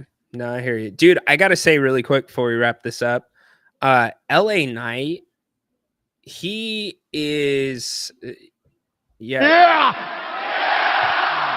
dude is like cementing himself as a star very slowly. He's the most popular guy on the roster. It's crazy. I mean, Cody gets a huge pop, but he's a close second. Yeah, it's amazing. So, good job by him. Good job by him. Love it, dude. Oh, go ahead. It's kind of wild that LA Knight, I think, is 41. He's my age, and he's just now like making a name for himself, which is kind of a bummer, right? Like, he's sort of on the back end of his career. He's probably got some years left in him for sure, but God, man, like, he found that magic in a bottle, I suppose, and that's what the coolest thing is to me with LA Knight. Better late than never. Better late than never. Tell everybody where they can find you, brother. Yes, sir. All right, you can catch me at The Casual Guy Cast on YouTube and Twitch. I recently just started broadcasting on X as well, and you can find me on X at Casual Guy Cast. No the on X. It was too many characters. But I've been doing some broadcasting live on X as well. I'm doing wrestling shows. I've recently started doing daily fantasy sports on Thursdays for NFL. So if you're into playing DFS stuff on like DraftKings, typically is where I do it. Tune into that. I love doing DFS. It's really fun, and I like getting good bargains on things on the DFS stuff. So, yeah, check them all out. Let me know what you think and throw it in the chat. Love Say it. what's up. Stay tuned. Thanks, bro. Something coming from us. Stay tuned. Stay tuned, y'all. All right, Adam. Good job today, buddy. Peace out, Nailed dude. it, Thank you. as always. Adam, killing it during the wrestling segment, as he always does. Kevin, looks like you are moving to Atlanta. All right. Good for you, dude. And O to be 41. Again, get ready for the humidity. Hey, Bane, my dude, Bane, why is it that every emoji you send to this show, every single emoji never comes through, and I have to read your emojis, yet this one comes through, Bane? You want to explain yourself, Bane? Is there a reason the eggplant emoji works and none of the others don't work, Bane? Come on, Bane. Now, I'm not sure.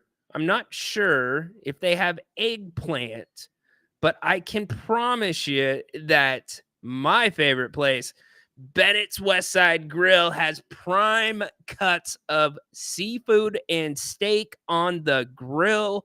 3 locations in the area. What you can do is go to bennettsrestaurants.com. You can check out all of their menus. By the way, they also do some really cool seasonal menus. So keep checking the website. You can make reservations there. You can also look at their amazing specials. You got happy hour Monday through Friday, 2 to 6 o'clock. They've got their sips and tastes. Say it all the time. 60 different wines by the glass. And it's not like Sutter Home Zin boxed Chardonnay. No offense to anybody that partakes in those. They've got good wines like Rombauer. Also, Weekend Brunch, one of my favorites. And check out the redfish. The redfish is killer. The blackened redfish. Now, I'll give you a little secret. It's not actually red, but it is really good. So make sure you go check them out. That is Bennett's Westside Grill in Rockland. You can look at all the locations, menus, specials, buy gift cards, make reservations at bennettsrestaurants.com. All right, we got post game tonight. We also, I know Haunted Horse is going to be dropping in here in just a couple of minutes to talk some NFL. We'll go through the schedule. Oh, you're going to double down, Bane. You're doubling down on the emoji, Bane. Come on, Bane. Bane's my problem child in here. Like, if I was an elementary school teacher, I was a teacher, he's the kid that would, like, put stuff on the back of my shirt, glue a tack to my seat. Yeah, that's Bane for you. Anyways, make sure you join us back tonight. Bane, I'm just playing with you, buddy. Join us tonight for the post-game show. We're looking forward to that. It's going to be a lot of fun. Grant will be there. I handled the responsibilities on Wednesday night. We will be back together. Thankfully, all is good in Southern Florida for him, and hopefully all is good for anybody else in Florida right now. Really scary stuff. Thinking about all of you. I know a lot of cleanup, a lot of searching going on, making sure everybody is okay. The roof got ripped off a Tropicana field. It's incredible. And I don't know if anybody saw the cranes that they had in downtown. I believe it was Tampa. That was pretty scary. I think one of them ended up falling.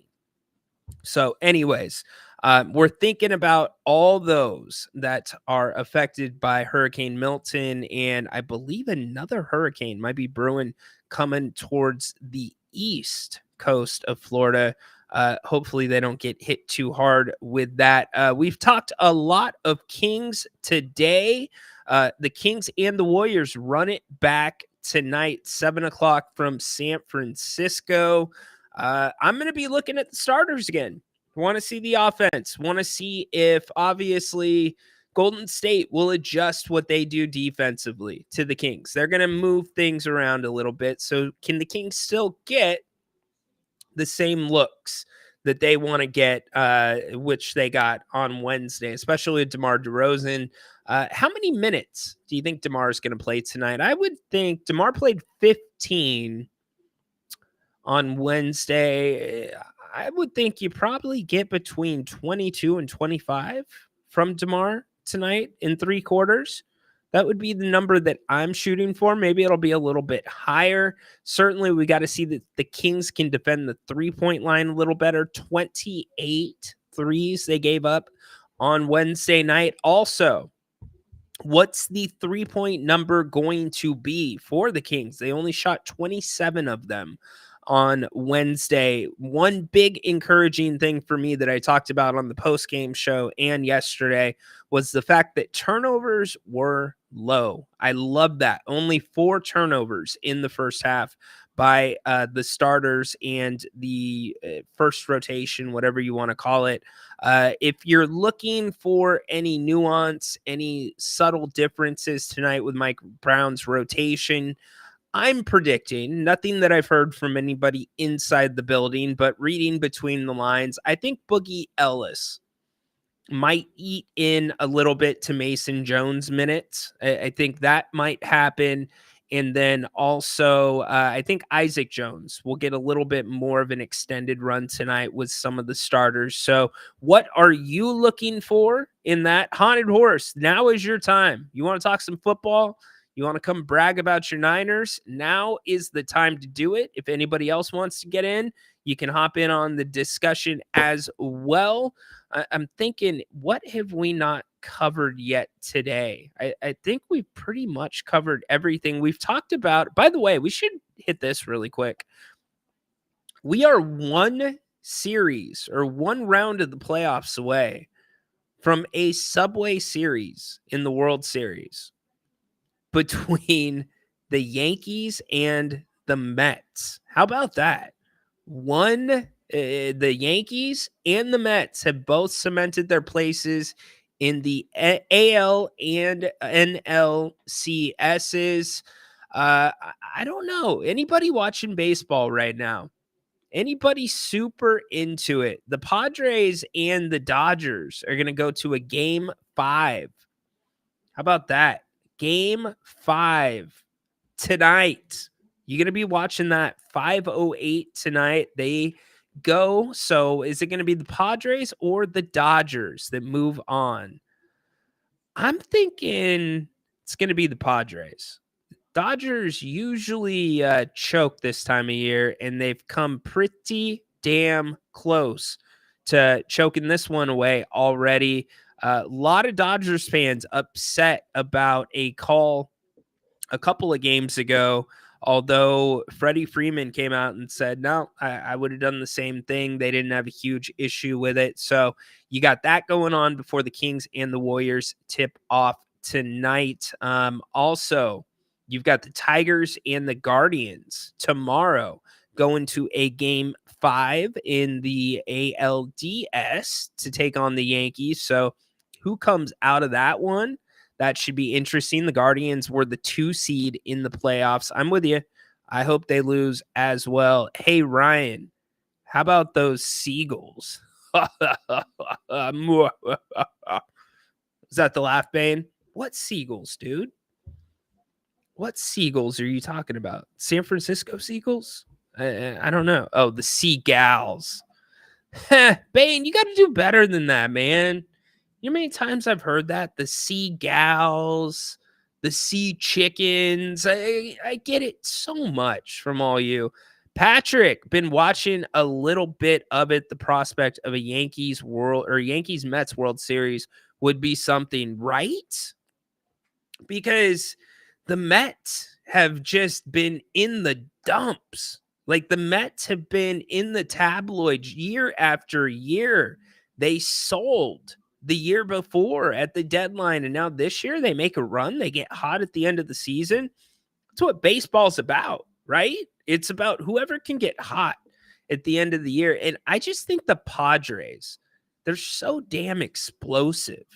Now, that's going to be a tough travel for the Padres if they've got to play the Mets in the NLCS. They're not going to mind it, but you're going coast to coast there. And I guess the Mets have to make the same trip as well. But a New York series, I think MLB, Rob Manfred, is licking his chops at the proposition of that. Now, as for the Padres and the Dodgers and the Padres, certainly Manfred, if it's not going to be the Mets coming out of the NL, he's going to want to see the Dodgers. A Yankees-Dodgers World Series would be pretty incredible. I mean, what would be the worst case World Series out of these teams that we have left?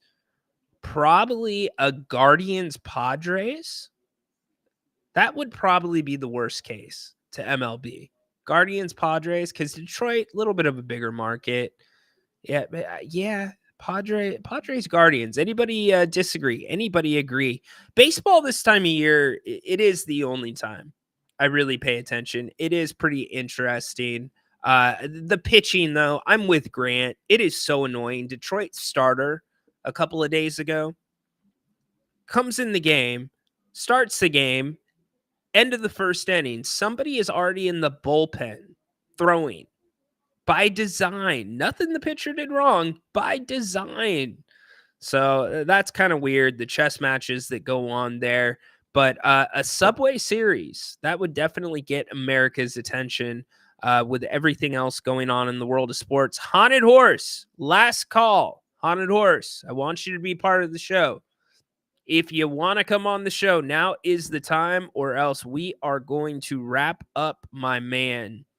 By the way, little update from around here for those interested. Got the garage door fixed today. Do you know how hard it is to move your entire garage out in a single day? That was difficult. I'm going to be sore from that. I wish I could have had some help with that. That was on me. And there's some heavy stuff out there. I know my wife's aunt does not listen to this show, so I don't mind saying it. Get your stuff out of our garage, please. Now. We are not a storage facility. Get your stuff out of our garage. Thank you. All right. Haunted Horse, you coming on, or else I'm going to talk some football really quick, and that's going to be a wrap. All right, we're going to talk really quick about the NFL, a couple of games that I am looking at this weekend. What games are all of you looking at? Certainly the Niners last night knocked off the Seahawks. I think the marquee matchup that most people have circled is the Washington Commanders and the Baltimore Ravens in Baltimore. Is that game going to be a shootout? Is Baltimore's defense going to show up? I just don't know. Baltimore usually has a really good defense, but they've been giving up a lot of points. And Jaden Daniels, he is the real deal. Real deal. So I've got that one circled. We can go down the spreads really quick. And don't forget, get your picks in for the Yahoo Fantasy Pick'em League with Grant and I took Seattle out of pride last night, lost that one. You've got Chicago and Jacksonville in Chicago. Line for that one is -2.5 for Chicago. That's not a big surprise. How do you feel about this line? I think this one's tricky, and I'm watching this game closely as well. Green Bay and Arizona. And that is at Green Bay. Green Bay is a 5-point favorite there. Green Bay's offense has looked better, but they didn't play particularly great. Now, they got it together in the second half in LA last week, but 5 points, are they 5 points better than a Arizona team that just knocked off the 49ers? That Arizona offense is confusing. Sometimes they run the ball, John Connor, really, really effective. And also, they can be explosive as hell. What about Marvin Harrison Jr.? Didn't have a big impact last game, but he has had some big games already this season. You've got Indy and Tennessee. That one's pretty much a pick 'em. It's in Tennessee, 1 point spread, 1 point in favor of Indianapolis. Which way you going there? Anthony Richardson, possibly, maybe back, should be back. But even if he's back, is he going to be healthy? Dude gets hurt all the time. And when he's hurt, the coaching staff runs plays so he can get more hurt. You got Houston and New England. Now, this is a tricky one. Sounds really simple on the surface. Should be Houston all day. The spread is 7 points in favor of Houston, and they're playing in New England. I don't know about it. I'm on the Houston has been very much like the Chiefs this year. They've won ugly. So do you think that they cover by 7? I mean, New England's not a good football team, but 7 points early game on the road, that it's a tough one. You got Tampa and New Orleans divisional matchup. Should be a really good game. Tampa, the favorites right now. That one is in New Orleans. Tampa favored by 3.5. We've already talked about Baltimore. The Chargers, 3-point favorites over the Broncos in Denver. The Broncos have won a few games in a row. Bo Nix, has he figured it out? Is that Broncos offense going to be as explosive as it has been? We'll see. Philadelphia, Cleveland, 8.5 spread in favor of Philadelphia. That game is in Philly. Here's what I'm going to tell you. That's going to be the ugliest game of the week. That might be one of, if not the ugliest games of the week. Cleveland, Deshaun Watson. If they could get out from under that contract, they would. Terrible contract there. And Kevin Stefanski riding with Deshaun Watson. Don't understand why. We've also got Pittsburgh and Vegas in Vegas. Pittsburgh is a 3-point favorite in Vegas. Some news out of that one. Russell Wilson is expected to be the backup quarterback this week. Justin Fields did not have a great game against the Cowboys. Does Russ start to get some time in Pittsburgh? We will see. Detroit and Dallas at Dallas. Detroit is a 3-point favorite. Dallas sometimes lays eggs on their home field. So that one's a little bit of a tough one to pick. Atlanta in Carolina. In Carolina, Atlanta's a 6-point favorite. Cincinnati at the Giants. Cincinnati is a 3.5-point favorite. I'm going to go with, and this one's tricky to me. Remember, my upset last week, and I was right, was that the Giants would beat the Seahawks in Seattle, and they did. I said, I didn't even say that they would cover the spread. I said they would win outright, and they did. I think the Giants win this game. I do. And Patrick, dude, can we talk about Malik Neighbors really quick? Why is everybody in New York freaking out? Because this dude went to a concert while he was in concussion protocol? Who the hell cares? Are you supposed to stop living your life if you're hurt? I don't get it. Everybody's body reacts differently to a concussion. Obviously, loud noises and bright lights don't bother him. What's the big deal? He did it on his own time. That one to me, and that's the New York media for you. This kid Neighbors has done everything right. He has handled the New York media perfectly. He has come out, given that team an attitude, in my opinion, that has been much needed. An underachieving team, a mediocre quarterback who has played better the last couple of weeks. Much better the last couple of weeks. Get off Malik Neighbors for that. I have no problem with it.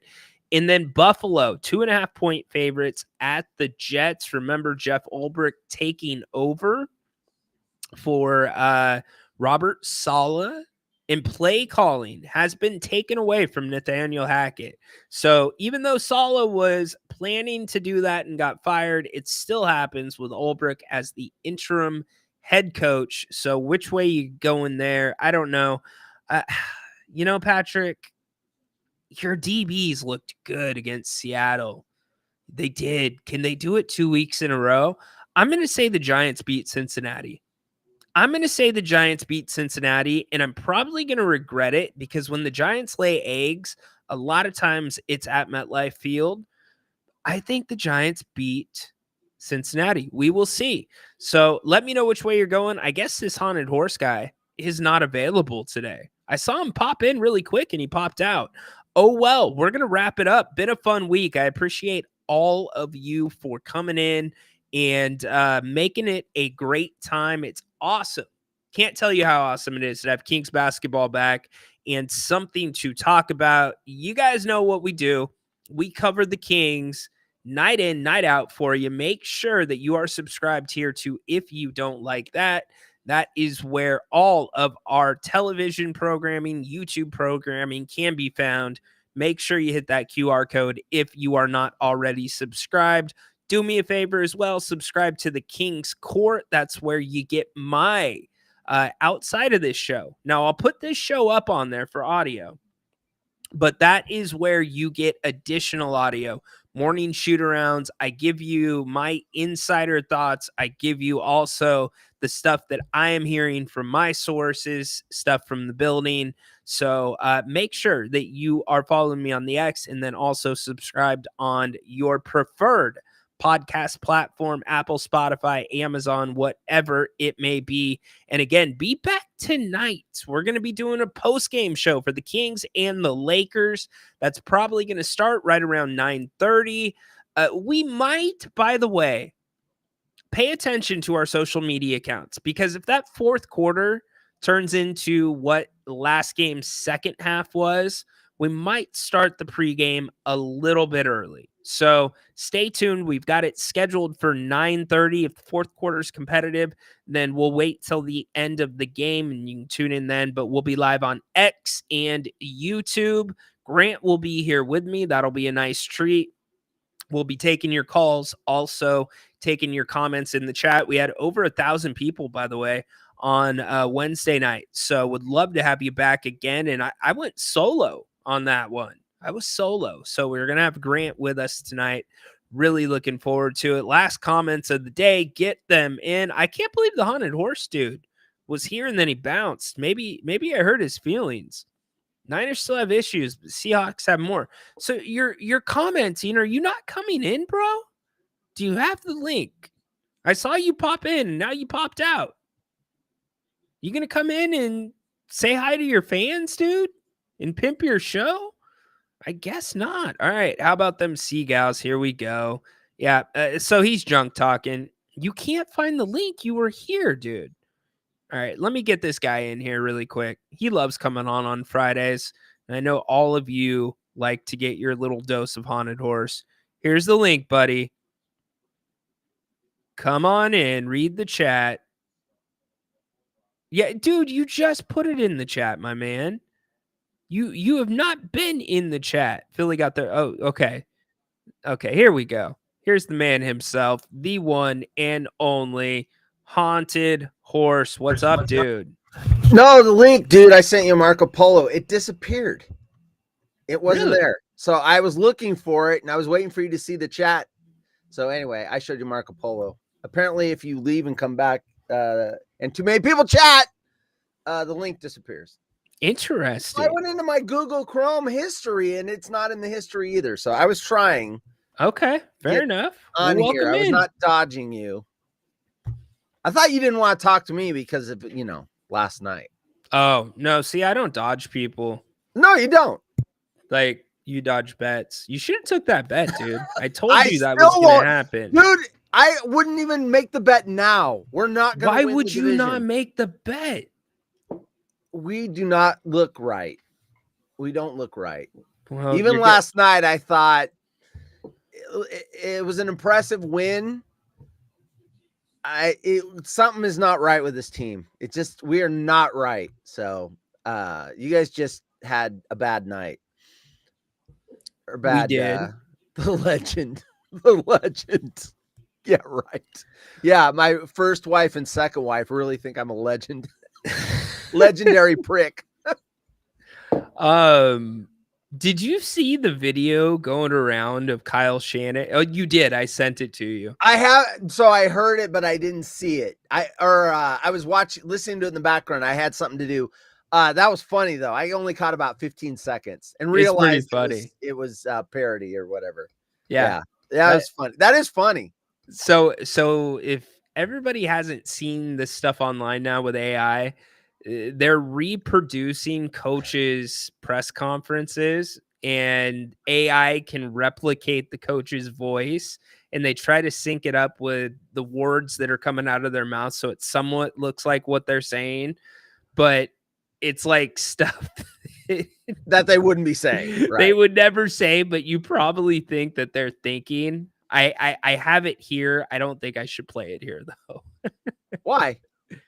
There's it got profanity in? I can't remember. Yeah, there's a lot of profanity. All right, that's fair. Play it on my show. I could play it on your show. Yeah, there you go. Play it Tuesday. That's funny. It's funny shit. I just said the S word. Sorry. So yeah, you know what? I'm happy with the win last night. I think Geno Smith doesn't throw that pick there. I think they probably score a touchdown. I just think that we are not clicking right. And then the injuries again. Injuries. They're still happening. Bad injuries. So that's affecting my bets, which makes it even worse. So Mason, he's in there 9 runs, 73 yards. And I've got him down for 2 touchdowns because I thought they were going to run the shit out of the ball against the Seahawks, which they did, because his backup, Isaac Guerrero, comes in 10 carries for 99 yards. But I was counting on Mason to get those 2 TDs and not Kittle. So, yeah, it affected my betting, and he tried to give it a go, started the third quarter, 1 run. Something was, I wonder if he didn't dislocate it and they popped it back in and he wanted to see if he could go. But when you're a running back and you got that amount of pain in a shoulder, that's every freaking run. You're going to be. So by the way, it came out today. He has a sprained AC joint. Okay. I have sprained my AC joint before. It is incredibly painful. And then you take a mallet and hit it every 2 minutes. Like a player running into it. If you sneeze, if you twitch, I imagine it hurts so bad. So everybody, the AC joint, on your shoulders where you've got that little bump right here, that's your AC joint. And so what happens is that gets sprained and it comes up. So actually, I'll let you in on some inside rhino. I have a torn rotator cuff. I've had one since college. And part of the reason with my shoulder that it's been messed up is I separated my AC joint. So one of my shoulder bones still comes up and it couldn't go back in. They have to saw it back down. Damn. But what I'm saying is the AC joint sucks. Like if you ever broke a collarbone or anything like that, it's similar to that kind of pain. Wow. What's the ETA on his? It's pain tolerance, dude. But I mean, when does the pain start to lessen? Are we talking weeks? Are we talking? It took me off the football field for 5 to 6 weeks. Oh man. But the good news is they've got backups that seem to do well. But it's also, again, he's a pro football player, so it's different. Like they can do a lot of things. But if you were 5 to 6 weeks, I would imagine 2 to 3 probably. If the pain is that much, I mean, he tried to go in the beginning of the third. I'm guessing. Was that haunted horse shit? Yeah, I'm guessing. What's interesting is I did not know that that's what that was. I've got like an arthritis in there that's been bothering me for the last couple of years, and of course I'm too, thick-headed to go into the just deal with it. But I did not know. I know exactly what you're talking about. Those 2 pieces of meat right there. Yep. And I've got pain there. I'm starting to get arthritis, dude. It's fucked up. Anyway, it is what it is. In my thumb joints and getting old. Thumb joints. Yeah, dude. Right in here. And the knuckle and that first knuckle. My fingers hurt. What's that? My fingers hurt. Well, now your back's going to hurt because you just pulled landscaping duty. What's that from? Billy Madison. Or Happy Billy Gilmore. Happy Gilmore. Happy Gilmore. The best. One Oh, of the that's best the movies that's of all time. the guy at the nursing home or whatever. Ben Stiller. Yeah. Yes. Oh yeah. Yeah. Good. Read the name tag. You're in my world now, Grandma. Yeah, and then he gets his in the end. He gets his karma paid back in full. What was I gonna say? Anyway, the Niners. Here's the good news for the Niners. There doesn't really seem a team that looks. Every team's got warts right now. Even the Minnesota Vikings. Everyone's got problems. Did you just say warts? Yeah, every team's got their warts. No, there are no super teams right now. I don't see any. Everyone's got their flaws. And if you attack the flaws, you have a chance of beating these teams. What about Kansas City, dude? They do not look good. In fact, they're the first ones that, if you go by record, yeah, but are you watching the games? They are winning ugly. And that's the sign of a great team. Yeah, but they're not clicking like a great team. And they have injury problems as well. Yeah. When their star wideout went down, that puts more pressure on Kelsey. And I think they were trying to manage him a little bit and try to get him through the season. And now he's got to be a focal point in the passing game. Whereas before, what's his name? The speed racer guy that caused the 6-car accident. Anyway, whatever that dude's name is, being without him, I mean, they do have the rookie, but now he's going to get the attention of all the number one corners, whereas he was probably getting the number 2s. Fair enough. So, but he's fast. So anyway, they've got, and running back, I forgot about that. Their star running back is out for another, I think it was 4 to 6 when he broke his leg, I believe, or broke a bone in his leg. So he's out, Pacheco. So every team, they're winning. Look, I'd rather win ugly than lose brilliantly or lose for sure looking great. So they're doing the right thing. But even Minnesota, they've got their pros and cons. And so, that's the good thing going for the Niners is just if you can just plod along and win games, win them ugly and get healthy. Just don't be the worst team in a bad division. Right. I don't think they are. I think the Rams, talking about injuries, the Rams are more injured than we are. Yeah. Rashid Rice, thank you. I'm getting so bad at pulling names. I used to name movies and I could name the 7 actors and actresses in the top leading roles in the movies. Now I'm like, did you guys know? Did everybody know Haunted Horse was in a movie? Yeah, I was. Yeah. With Robert De Niro and Wesley Snipes and John Leguizamo. Yeah. The Fan. It bombed so bad. You know what's interesting about that? I have not told you this story. So opening night on that movie, of course, I was on that movie for 4 days, filmed a lot of little exterior shots, and I was background extra and everything else. Oh God, there's my close-up, Mr. DeMille. Yeah, you don't see this in the movie. You see my car a little bit, but driving a white Saturn. And we're doing 4 days. And so the movie opens up and I'm driving down to my mom's house in San Francisco on opening night. So I stopped somewhere either in Eugene or Medford, Oregon, and saw the show times, and I went to see it and I watch it and I'm like, oh, like at the end of the movie, I'm like, there were like 4 scenes where I thought I'd be in it. They're all cut. I saw the front bumper of my Saturn coming out of the tunnel. I'm like, that's me. And it's like, yeah, but dude, I wouldn't change that for anything. I don't even care if they cut all the scenes out. It was so much fun. If I could do that for a living, it'd be the best thing ever. Love it. Yeah. Love it. So What what you got this weekend? It's 4 o'clock, dude. And you're still kind of we're gonna get ready to wrap up here in a second. That's why I wanted to get you in. What you got going at 5 o'clock, buddy? Weird news. The Fridays on my show are like yours.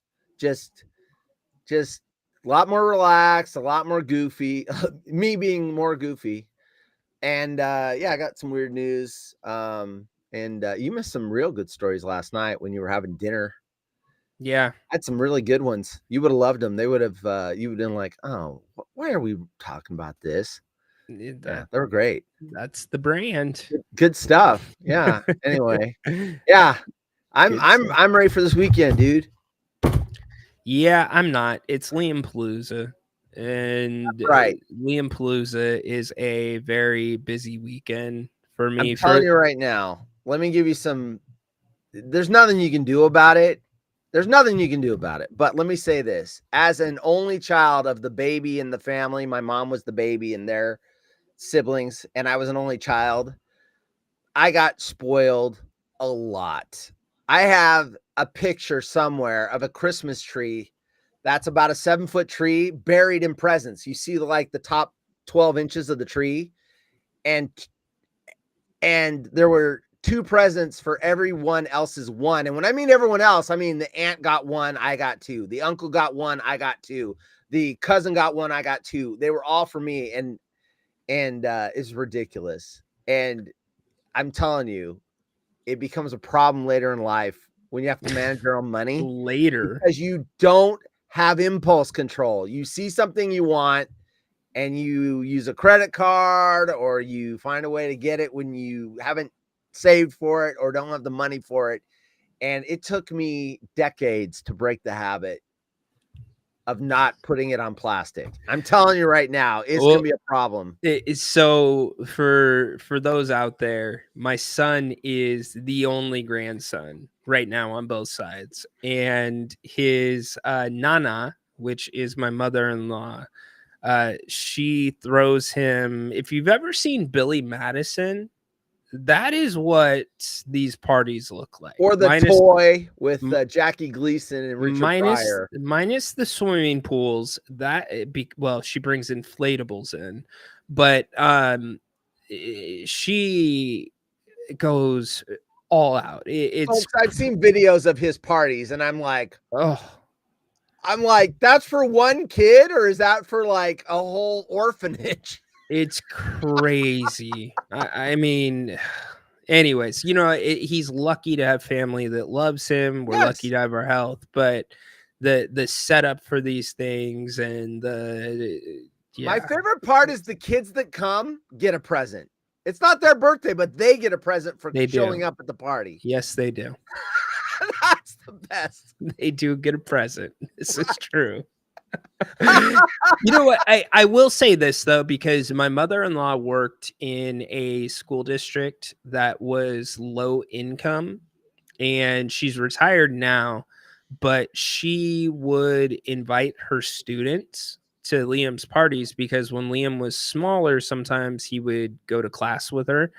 And long story short, we had some of these families that we never met, right, come up to us, and they're like, you have no idea how much, like, because like some people would like look over and it's like, dude, they just had like 7 White Claws and 9 hot dogs and 2 pizza, like that kind of stuff. But then we had this family come up to us and they're like, thank you so much for having us. And we don't even know them from Adam, right? And the mom and dad were like, we can't afford to take our kids to do fun stuff all the time. And we look forward every year to coming to, this party. Like, it's the coolest experience for our kids. So thank you for having us. And so, like, for me, that's worth it. That's so freaking cool for me that, other kids get to have that experience. Like you said, they get a present, but that's my mother-in-law. That's all on my mother-in-law. I would do it different if it was me, but you got to respect it. It's her only grandchild. It's all good. I will say this is what I said with the presents and everything else. I still have all the memories of how great that was and getting spoiled and everything else. It was not a bad childhood. Yeah. It's so, not bad. anyway. I was the only for 11 years. So when is it Saturday or Sunday? Tomorrow. Liam Palooza. I like the name too. That's just what I call it. You know what? If you guys want it, if you want to see pictures of Liam Palooza, I will post some videos on the X tomorrow. Make sure you follow me on @Ryan_in. You want to see it, folks. Trust me. And I would imagine the ones I've seen, he was only like 8 or 9. This is 10. They get bigger every year. It'll be bigger. It's double digit. Bigger every year. And the thing was, we said elephant rides. We told my mother-in-law, we're not doing it again. We're like, not again. We're not doing it. And then about 2 months before, Jen's like, honey, we're doing it. Right. So, hold on. John wants to come in really quick. What's up, Hey, John? John. He wants to go to the Liam Palooza. Oh, Liam Palooza sounds like fun. That's if it's going to be at Aftershock. That's what's going to be fun tomorrow.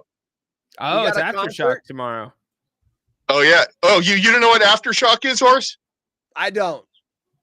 Oh, it's a Figured, huge didn't your son heavy do metal. concert? Go My ahead. son is in a band, but he's not playing that show, but he will be there. But Aftershock is one of the biggest heavy metal concerts. I think it's the biggest one in the U.S. now. It's been going on for, about 8 years, I think. It's freaking huge. It's 4 days. Started on Thursday, and it's going to end on Sunday. Motley Crue is going to finish up on Sunday, and Iron Maiden's finishing up tomorrow. It's going to be a blast, man. These shows are super, super fun, man. They're great. The great thing for John when he goes to Aftershock, usually those things are pretty crowded and you're like squeezed in because it's general admission. John gets like a 5-foot circle around him because of the asparagus smell. Nice. Nice. He's gonna pull it out. You got it right here, buddy. Nice. All right, getting ready to go on the grill. There you go. And I got some pork chops getting ready to go on. I just bought some. I got corn on the cob, guys. It's all going on. Don't worry. John, it's you happy eat Friday. well, dude. John, you eat well, my guys. All right, we're gonna wrap up here. We are 6 minutes over the schedule. John and Horse can stay on with me for the outro. Make sure you subscribe to the channel. Grant and I will be back tonight, right after the Kings and the Warriors. Make sure you're tuned into If You Don't Like That. We'll take you home with the post-game show. Grant and I together, 9:30 tonight. Thank you guys so much for being here. Go Kings, light the damn beam. We will see you tonight after the game for Kings post-game. Talk to you soon. Goodbye. Go Kings, boy. Go Keep it up. Kings. Keep up the good work, Ryan. Thank you.